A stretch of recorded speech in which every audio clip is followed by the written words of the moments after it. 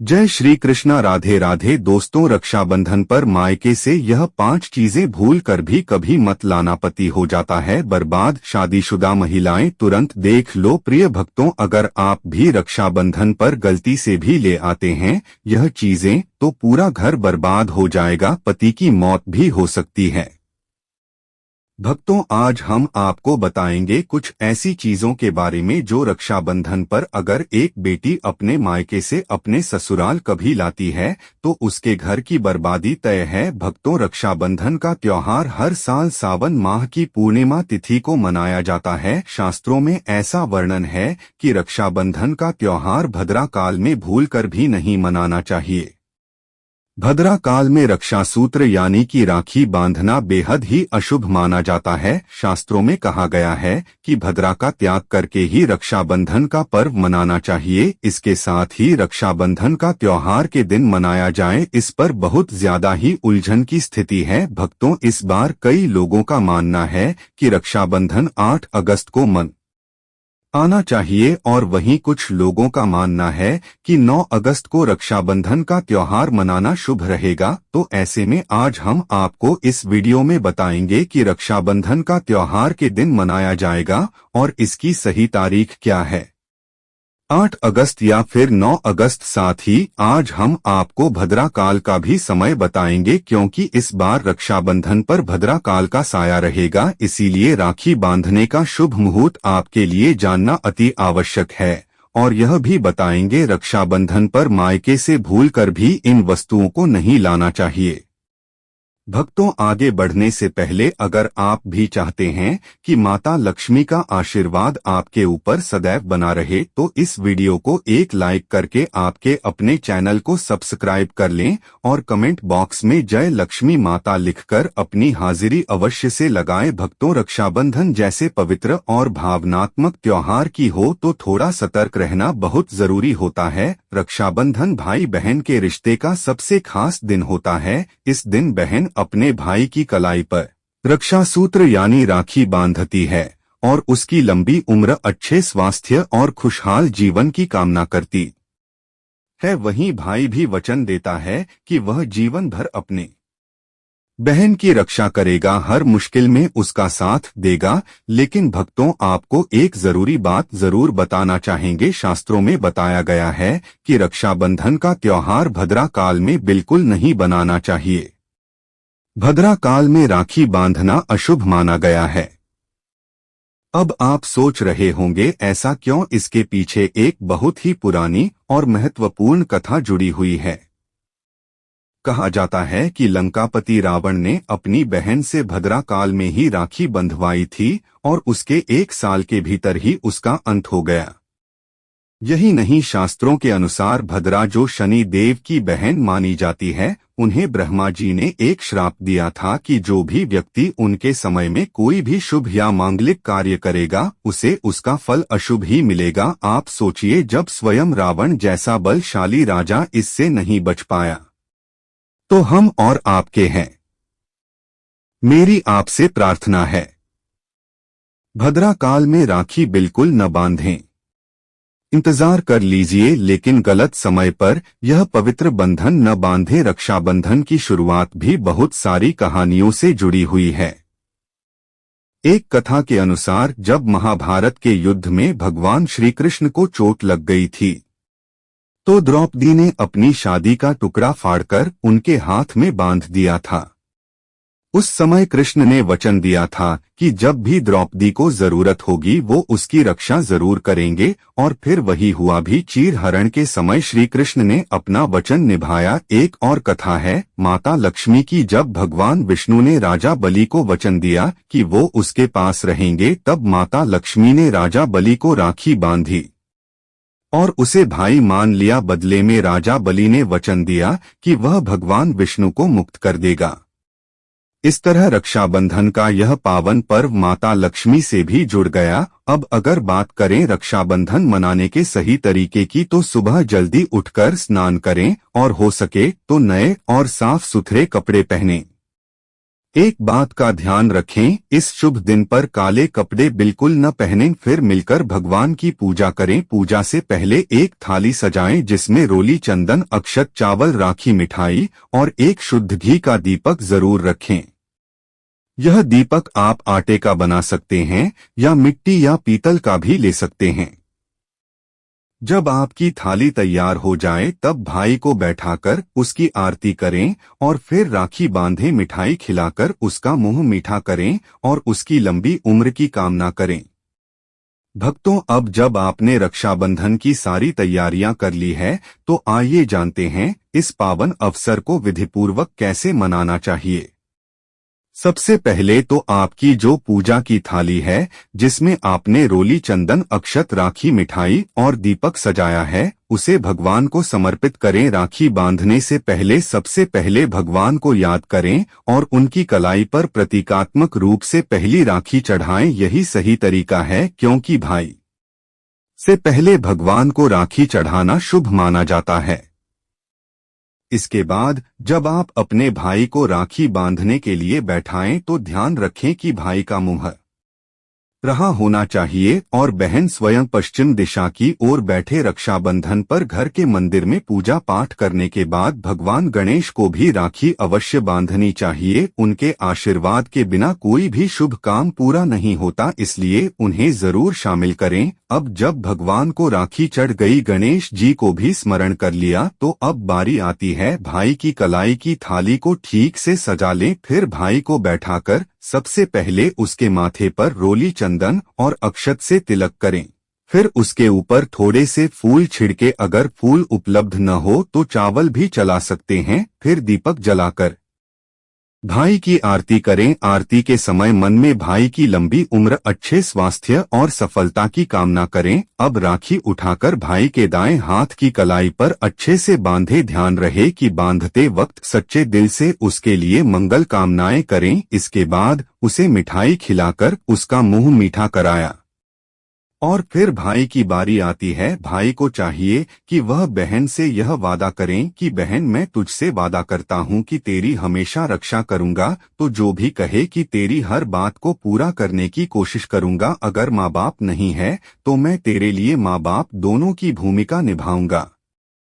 तुझे कभी भी अकेला महसूस नहीं होने दूंगा। इस वचन के साथ भाई को अपनी बहन को कोई उपहार या शगुन भी जरूर देना चाहिए। या उपहार सिर्फ एक चीज नहीं होती बल्कि उस प्रेम और सम्मान का प्रतीक होता है जो भाई अपनी बहन के लिए दिल में रखता है।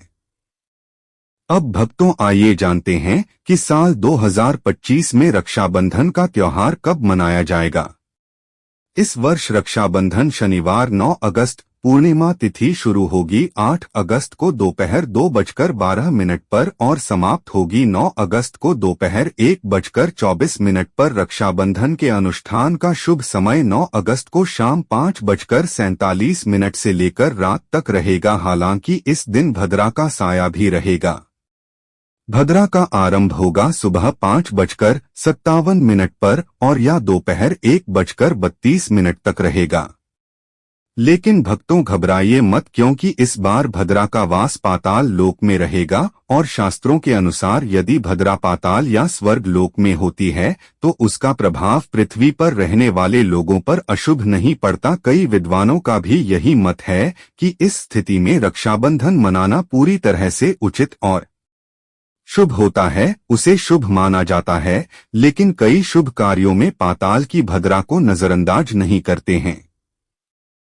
आखिर हम हिंदू हैं तो हर शुभ कार्य का या अशुभ कार्य का पालन तो करना ही पड़ता है। किसी भी शुभ या अशुभ कार्य को नजरअंदाज नहीं कर सकते। और भक्तों, रक्षाबंधन के शाम पंचक भी है। रक्षाबंधन वाले दिन शाम के समय में पंचक लग रहा है।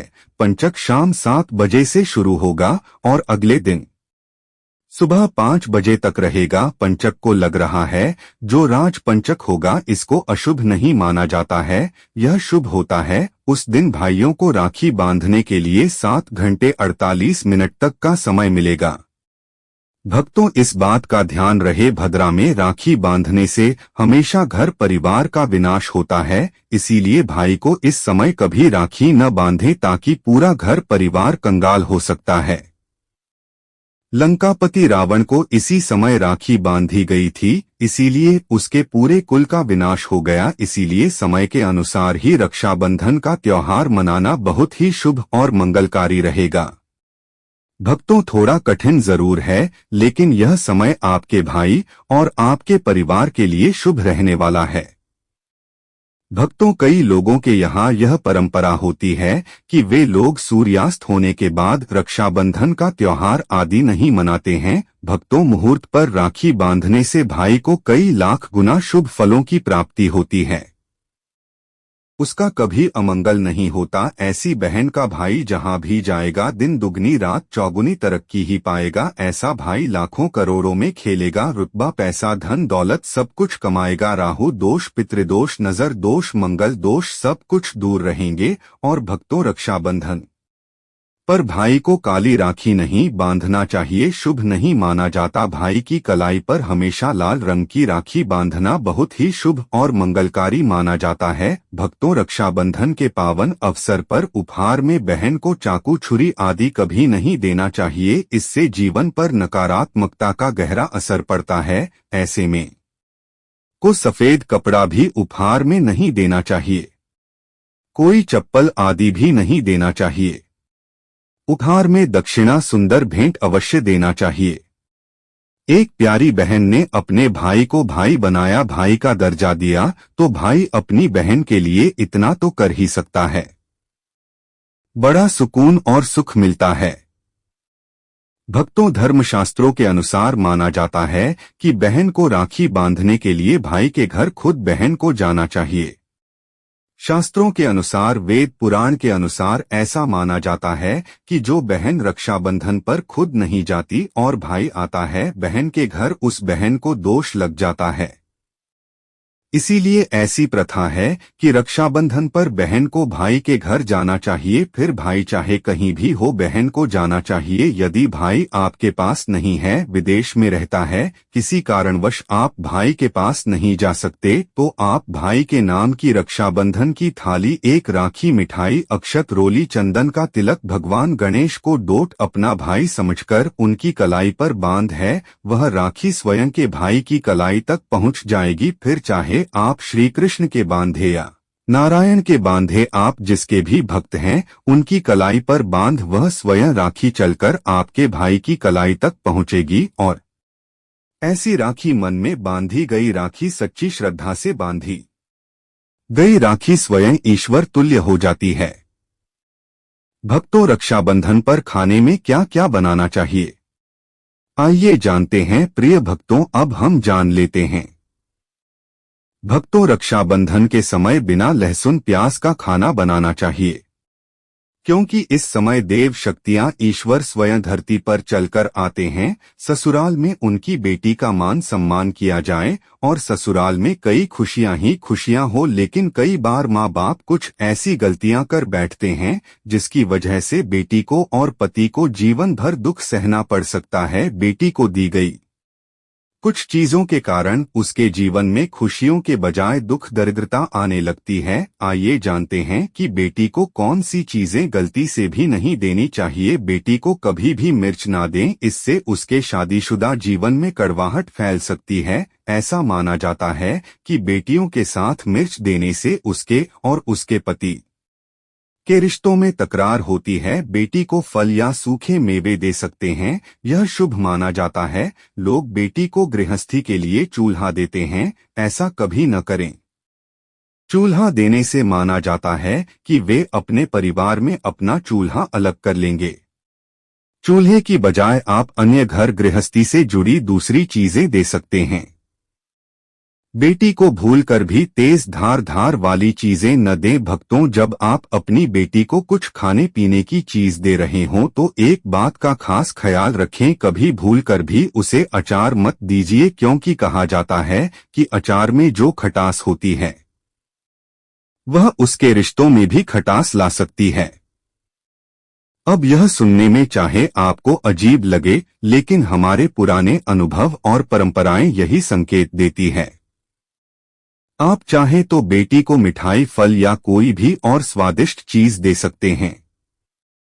लेकिन चार नहीं, अब कई बार ऐसा भी होता है कि किसी महिला को अपने मायके से वह सम्मान नहीं मिलता जिसकी वह हकदार होती है।